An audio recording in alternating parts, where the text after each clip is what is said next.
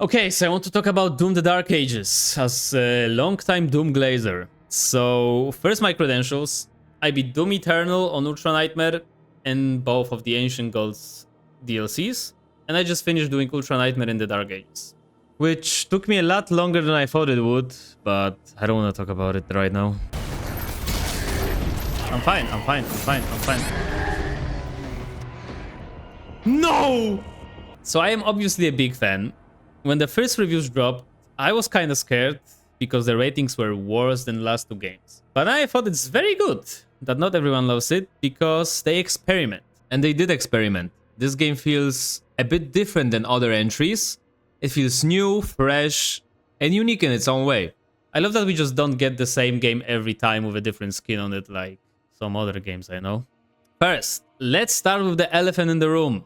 Yes, Mick Gordon didn't do the soundtrack to this game. If you're in the Doom circle, you probably know all about the drama surrounding him. I could probably only talk about that for an hour, but you can look that up if you want to. What's important for me is the soundtrack good without him. And it is. The soundtrack is good. If it was the soundtrack for any other game than Doom, everyone would probably be praising it. It's a very hard metal soundtrack which did make me bump my head a couple of times. But still, I don't think it is as good as Mick Gordon's work. I think it just had more character to it and fit the setting better. It was also way more experimental and you just can hear the Mick Gordon in it. You can hear his soul. I'm glazing a bit, but you know what I mean. This soundtrack is a lot more safe and I wish it would fit the setting a bit more, with some more medieval sounding tunes. I know Mick Gordon would somehow put the flail sound into the mix. So it sucks he's not here, but it's not the end of the world. I'm just thinking it would be such a strong move to somehow bring him back, even for the DLC, and resolve everything. Because under every Doom post, you will find comments talking about, in every Doom video, whatever Doom related, someone is talking about Mick Gordon. But maybe it's too late at this point. Also, Mick Gordon is probably busy with that new studio he's working with. Also, music in this game is a bit more quiet than in the last entries. I would recommend you to crank the music volume up. But I think they did that to let your guns do the talking. Because the sound design in this game is on another level. Every gun sounds insane. And very, how do I say it? Crispy, you know? It has that oomph. Like headshotting with the Impaler or fully charged chainshot. Throwing your shield, stacking your shield into an enemy, shield dashing, parrying, every... Chef's kiss, top of its game. You can feel every melee, every step of the Doomslayer even. It really sounds like you are just walking a tank. And every time you fall, you send out this shockwave like you are doing a hero landing. What can I say? It really makes you feel like Spider-Man, okay? Okay, maybe Doom Eternal, we are a bit more like Spider-Man. In this game, we are more like that green guy, you know? What was his name? Thanos, I think. Yeah. Glory kills are still in the game. Only when you jump on the big demon from the front or the back when he is dazed. Also with the shield, these ones are better. So they are a bit more secret this time around, which I thought would bother me. Because we got such an amazing glory kills in Doom 2016, especially when you can just do with from every angle, just right leg, left leg, right arm, behind, jump, everything. So I thought it would bother me, but it really doesn't. You already have enough time to breathe during a fight, because of your parries that do a little bit of slow motion, because of your melees. So if you would add constant glory kills to all of that, I think it would just be too much off time from the actual gameplay. So the glory kills in this game, they're more like cherry on top, instead of a main dish like they were in the last ones. But if you really want to, you can still do them. Don't let some people fool you. I was also scared when I saw the trailer saying it's a stand and fight type game. I thought it was going to be very slow, we are not moving anymore, like... Is this a Doom game even? But speaking from my Ultra Nightmare experience, if you stand and fight, you will die. This game is a lot more dynamic and fast than might look at the first glance or from the first levels. You can sprint, which you should turn on in settings for it to always be on immediately. It makes the game feel way better. You know, you shield dash to an enemy, turn around, parry, melee that guy, throw the shield there, parry again, get the headshot. Your shield can do pretty much everything in this game, which does make using all of your weapons not necessary. Yes, quick swapping is gone. And you still can maybe use the laser gun for the shield guys, but you can also just throw your shield at them, so why bother? There are no more weak points, so you can go through the entire game with only one gun and a shield.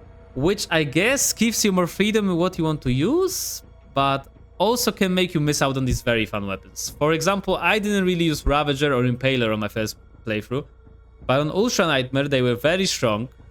That's why I used them. And fun to use. So I would encourage you to use as many weapons as you can, but you don't really have to. My favorite weapon is probably the Chainshot. It looks so metal and has a high oomph score, as we would expect from the Doom game. Levels and environments look insane. One, you're in like a deep forest with humongous trees. Then you're in hell seeing these titans on the crosses. Then you're in the belly of an ancient beast. Crazy. Endgame is very well optimized, but unfortunately, RTX is always on.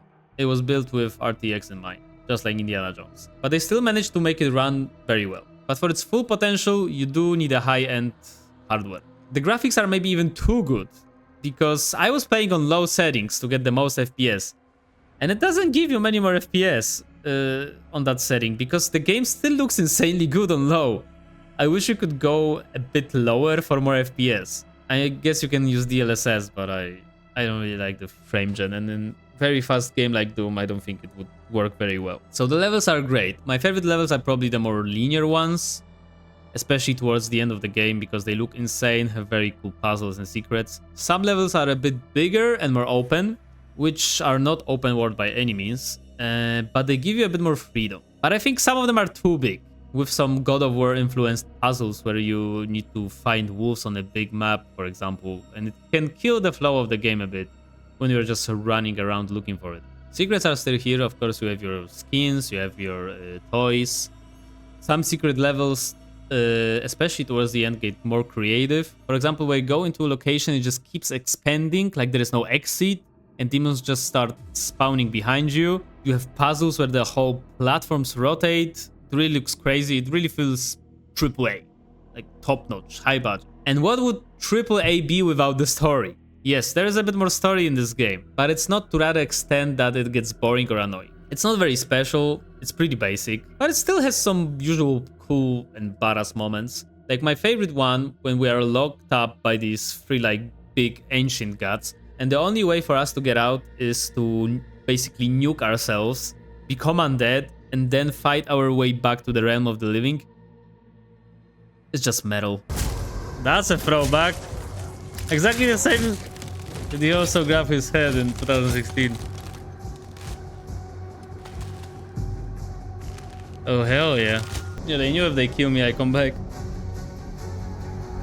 Oh shit! Of course, Doom lore can be very interesting, but you would have to go through codex to get more of this twisted lore. Through cutscenes, you can only get a rough picture of it and the basic ideas. Nothing crazy. Maybe a weird complaint, but I think this story is a bit less memeable than the other games. I just think our interactions with Hayden were pretty funny in the last games. Of course, we have the new parry mechanic, and if you thought this is going to be like frame perfect Sekiro or Lies of P type parrying, then obviously it's not, because that just wouldn't work with the flow of the game. So every time you parry, you get this little slow motion, so you can plan your next move, or you can already see the second attack coming towards you, or the second missile. So the parrying is, for the most part, pretty easy. The parry window is pretty generous, even on Ultra Nightmare. But if you miss the parry, you can get punished very hard. They even made it harder in the last patch, where they made that some attacks break your shield faster if you miss the parry. I think what Doom 2016 and Eternal were struggling with was the boss fights, which, thanks to the new parry mechanic, the boss fights are way better in this game. Miles better. Even the mini bosses are very fun to fight. When it comes to the main big bosses, I wish there was more of them. And the first one is with the fat guy, and he was laughably easy.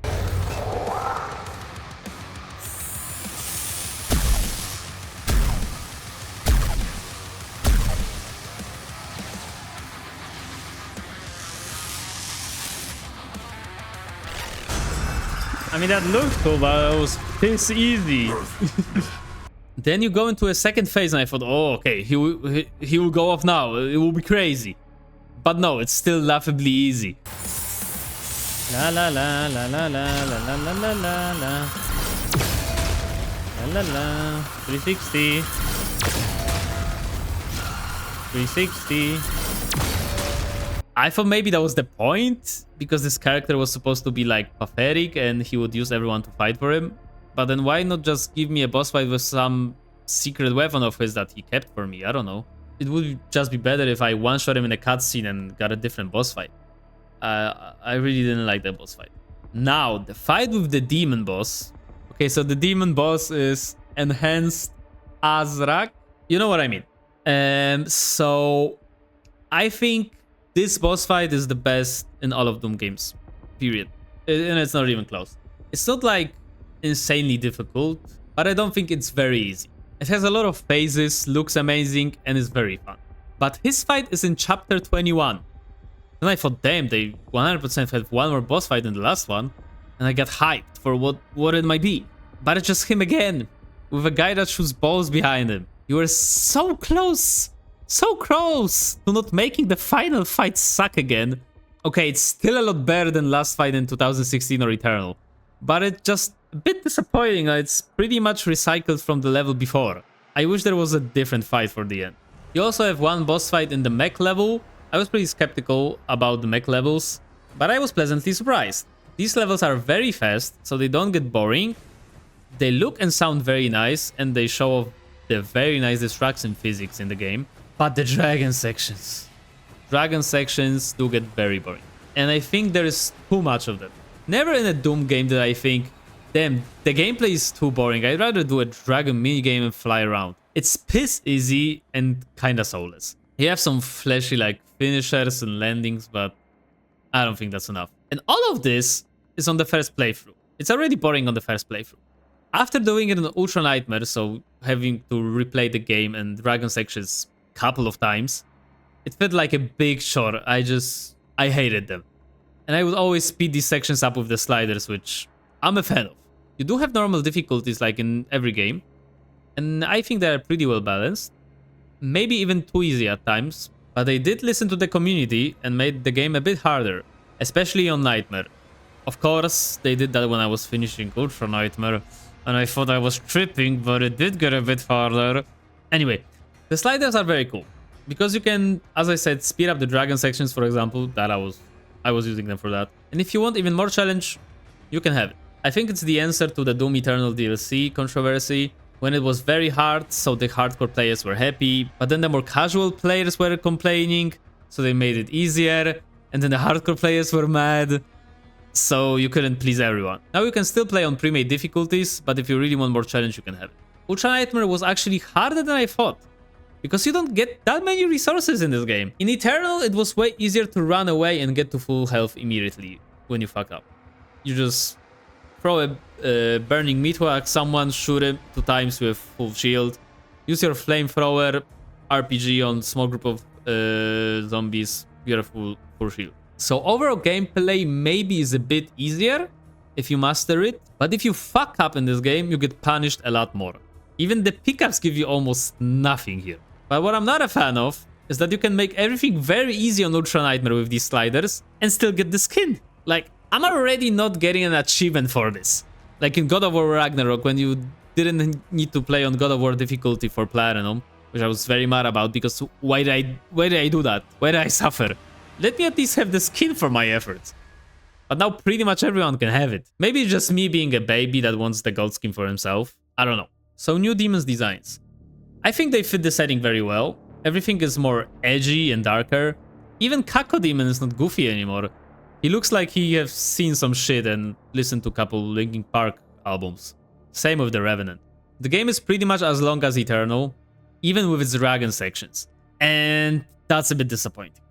Because they said they are focusing solely on single player, we don't have the multiplayer in this game, which I was pretty happy about, because I don't think the multiplayer was good in 2016 or Eternal. So I was hoping for campaign to be around 20-hour mark, because it's an €8 game. Remember when everyone was furious because Nintendo said that games will be more expensive? And in the corner, Bethesda just threw it. Just threw it out there. Hope no one would notice. Well, everyone noticed. And no one really bought the game at the full price. Everyone is playing it on Game Pass. I don't know how sales would look like without the Game Pass. But if you're on PS5, no Game Pass for you, unfortunately. I don't like it, but I think all the big budget games, like really AAA studios, will follow this trend. We already have the Borderlands drama, but that's a whole other can of worms. Do I think it would be better if it was 50 euro, like Expedition 33? Of course I do. I am the consumer. I need to pay that. But I'd rather pay 80 euro for a very polished and bug-free game like Doom: The Dark Ages, even if it's a shorter experience, than pay that amount for some unfinished garbage. Insert some Assassin's Creed game. So overall, I love this game like every other Doom game. We don't have that many goated trilogies like this one. I don't even think there is a trilogy as goated as this one. I probably made someone mad with this, but for real, I googled goated like the best gaming trilogies because I was like, I couldn't think of anything. So I found this list, for example, by Dual Shockers. Borderlands. Let's be real. Borderlands 2 is way better than the other ones. Darksiders, didn't play, can say. Assassin's Creed, let's be real. Metro, I guess they are all good. They're not like amazing, but they're good. Mass Effect, didn't play, can't say anything. The Witcher? But The Witcher 3 is way better than 1 and 2. Metal Gear Solid, only played the Phantom Pain. It was very good. Everyone's praising Metal Gear Solid, so that's probably valid. Oh, no. Now that's a pick. Now that's a pick. Yes. Yes. That's an amazing trilogy. BioShock? Valid. Valid. Dark Souls? I still love you, Dark Souls 2. Majula. So to close it out, I want to rate the whole trilogy. And disclaimer, all of these games are amazing and unique in their own way. This is just how I feel about them. You can put them in any order and I would say, yeah, that checks out. Like, every game could be at every place for anyone. I think they're all amazing. So for me, personally, I'll put Doom 2016 at the bottom. Again, it's still amazing. It's a reimagining of the original Doom experience with a bit more horror, nightmarish vibes, which I like. And the best glory kills by far. There are so many variations of them, and by far the most badass intro in the Doom games. I don't think Doom: The Dark Ages or Doom Eternal come even close. Next would be the Dark Ages, the new one. Very fun gameplay loop with a lot of weight to it and satisfying parries. Everything has a lot of weight to it. Completely love the shield and all the stuff you can do with it. And it has the best boss fights by far. And the best one for me is Doom Eternal. I'm just a big fan of very fast-paced combat, weapon swapping, and feeling like your power is pretty much limitless. The skill ceiling is very high in Doom Eternal. Overall, I'm very happy with this game, and I hope we get some master levels soon, and that the DLC will be better than the Ancient Gods, which was a bit disappointing. Maybe we can get that cool blue ancient power, make that blue arm. Yeah, so that's it.